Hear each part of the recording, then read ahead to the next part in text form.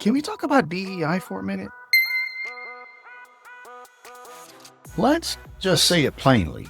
This idea that DEI lowers standards, that people of color are just handed opportunities, that's not just wrong, it ignores history. A few seasons ago on Black is America, I shared with you the story of the Tuskegee Airmen. During World War II, they trained separately from their white counterparts. But their training, it wasn't easier. It wasn't watered down. It was the same rigorous military standard as everyone else. And yet still, they became one of the most successful escort groups in World War II. That ability was never the issue. Access was. Now today, when you hear anti-DEI rhetoric, it often sounds like this.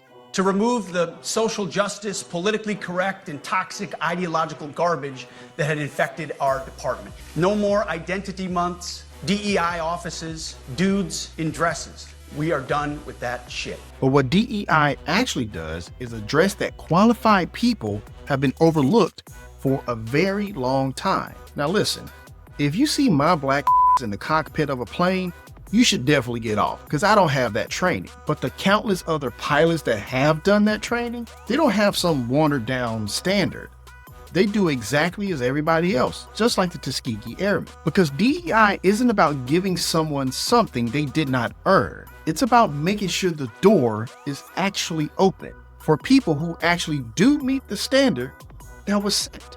Because when the door is closed, you don't actually get the best. You get what's accessible and what's often mediocrity. And this case isn't just moral, it's economic. But hey, you don't have to take my word for it. A Citigroup study reported by NPR showed that over the past 20 years, $16 trillion were lost by the US economy strictly due to racial discrimination.